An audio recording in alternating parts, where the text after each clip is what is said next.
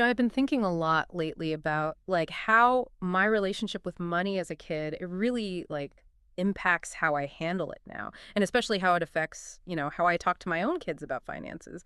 It feels like a whole different ball game now. It really is. Kids today are growing up in a world with online banking and crypto and influencers flashing cash on social media. Hmm. It's a minefield, but also like this amazing opportunity to raise a generation that's truly financially savvy. Totally. Which is why I'm so glad we're doing this deep dive. We've got this great blog post from a parent who's been there, made the mistakes, and learned a lot along the way.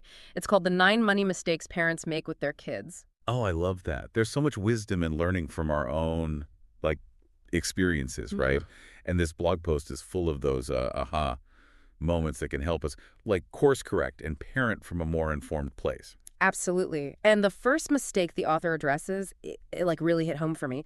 They talk about how easy it is to underestimate what kids can like understand when it comes to money. Oh, I'm right there with you. Yeah. We tend to think we need to shield them from the complexities, but research shows that children start picking up on financial concepts much earlier than we realize. Even preschoolers can get the basics of spending and saving and sharing. Seriously, preschoolers, that's blowing my mind right now. I have a little niece that age, and I like wouldn't even know where to start. That's the beauty of it. It can be as simple as involving them in age-appropriate decisions. Like at the grocery store, we can get the cereal or that one, but not both. What do you think? That makes so much sense. It's about like planting those seeds early and making it a normal part of life, not some big scary topic. Exactly. And speaking of keeping it real, the author's next point was a big one. Actions speak louder than words. Mm. We can tell our kids to save their allowance till the cows come home, but if they see us constantly splurging online. Ouch. Yeah, that hits a little too close to home. I'm guilty of that late night like online shopping spree. Hmm. But I never thought about how that might contradict what I'm telling my kids. It's so easy to fall into that trap. And think about the influence of social media. Kids are bombarded with images of people spending money. Mm. They may or may not have. We, as parents, need to be so mindful of the example we're setting, both online and offline. For sure. It's like I can explain the importance of budgeting, but then my Amazon packages arrive and they're like, "Wait, what about that budget, Mom?" Exactly. They notice everything. But the good news is we can use those everyday situations as opportunities to, teach them. Like involving them in planning a family movie night, setting a budget, comparing streaming options, maybe even making popcorn at home to save money. Okay, I love that idea. It makes it fun and engaging, not a lecture they'll tune out. Right. And when we make those financial decisions together as a family, it shows them that money isn't this taboo subject. Mm. It's a tool we can use to create experiences and achieve goals. Speaking of making it fun, the author's next point is all about making those money conversations a positive experience. I think for a lot of us, like talking about money brings up, baggage. Totally. Many of us grew up with the money is scarce or we can't afford that mentality. But imagine if we shifted the narrative. Instead of we can't afford that, what if we said, okay, that's a want, not a need. How can we save for it? Whoa. Just changing the language like that is huge. It frames it as a problem-solving challenge, not a dead end. Exactly. And it opens the door to conversations about earning, saving, and making choices. And who knows, it might even inspire a little side hustle. The author talks about nurturing money-making creativity in their kids, encouraging them to think outside the box. I love that. Like instead of just handing them an allowance, encourage them to come up with ways to earn it. Maybe they can help with like extra chores around the house or for older kids, even start a little pet sitting business. Exactly. My son started mowing lawns last summer. Sure, there were bumps in the road, like when he accidentally mowed over the neighbor's prize-winning roses. Oh, no. But you know what? He learned from it. He learned about customer service, about setting prices, Hmm. about the value of hard work. And that experience is something no allowance could ever teach. That's such a great point. It's about those real life lessons, even the messy ones. Speaking of messy, I remember being a kid and having like absolutely zero concept of how my parents' salaries translated into, well, anything. I wish they'd explained that connection between time and money a little better. It's one of those abstract concepts that can be tricky for kids, and let's be honest, some adults, to grasp. But the author suggests this brilliant strategy, asking your child, how many hours of work do you think it takes to buy that video game? Wow, that's good. Right. Suddenly, it's not just mom or dad saying no. It's about understanding the effort and time that goes into earning money. It makes it real for them. It's like that like light bulb moment for them. Oh, so that's how much work goes into buying that new game console. I wish someone had explained it to me like that when I was younger. It's so much more powerful than just hearing money doesn't grow on trees. Absolutely. It shifts their perspective from my parents are holding out on me to, wow, maybe I should be more mindful of what I ask for. Exactly.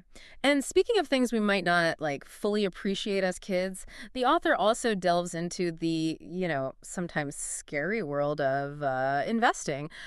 I have to admit, setting up a custodial account for my kids always seemed kind of daunting. It can feel like entering a whole new dimension of personal finance, but it doesn't have to be intimidating.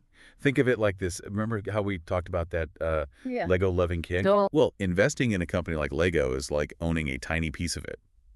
So when Lego does well, that little piece your child owns might, grow in value too. That's a fantastic way to explain it.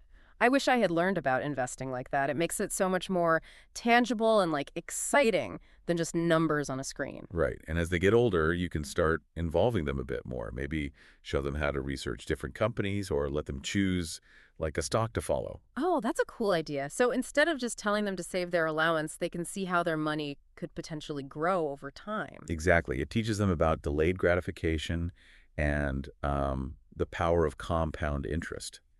Now, the author also talks about a concept I find fascinating, the bare bones allowance strategy. Have you ever heard of this? I have. I was a little skeptical at first, to be honest. Isn't the point of an allowance to give kids a little financial, freedom? Why would we want to make it like bare bones? It's not about like depriving them, but rather about creating a more realistic simulation of how money works in the real world.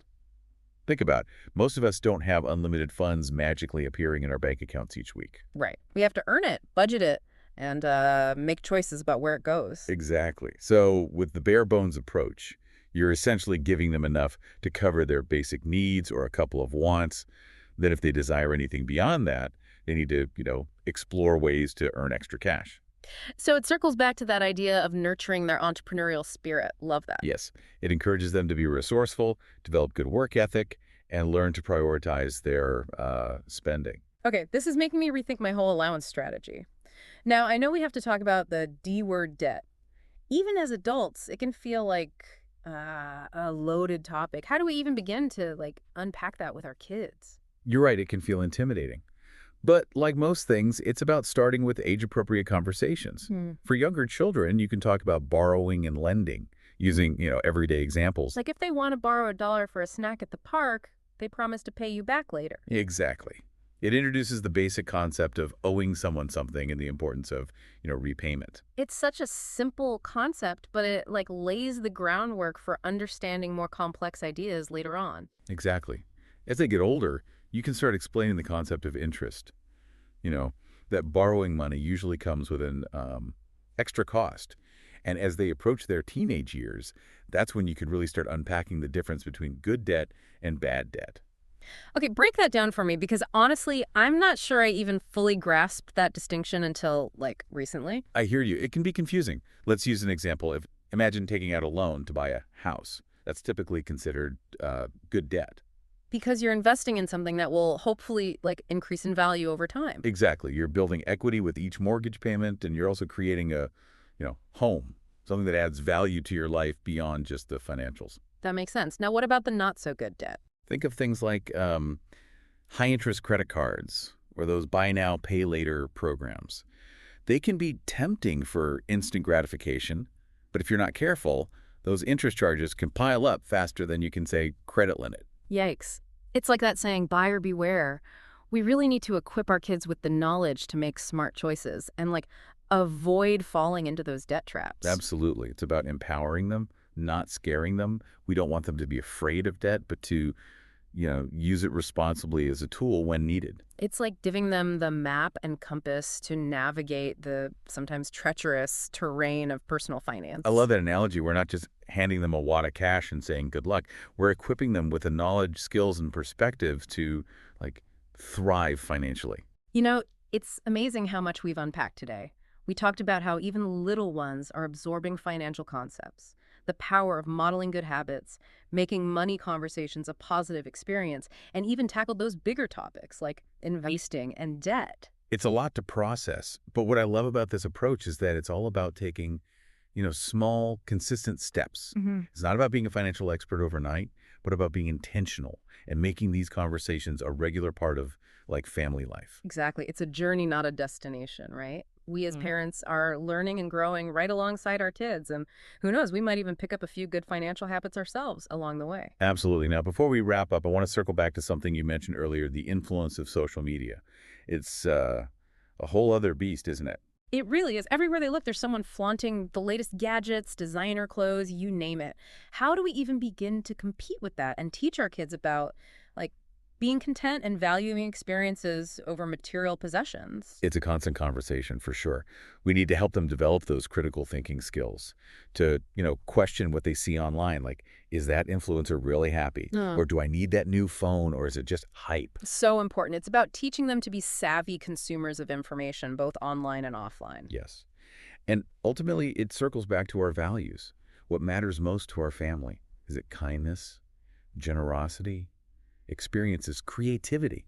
When we are clear about our values, it helps us make financial decisions that, align with those priorities. That's such a powerful reminder. It's not just about the money, it's about using it as a tool to live a more fulfilling and meaningful life, however we define that. Couldn't have said it better myself. Well, on that note, I think we've given our listener plenty to ponder today. I hope so. And maybe even sparked a few family conversations around the dinner table tonight. Absolutely. And to you, our listener, thank you for joining us on this deep dive into raising money-smart kids. It's a journey full of twists and turns, but with a little planning, open communication, and maybe a dash of humor along the way, you got this. Until next time, keep those money conversations flowing.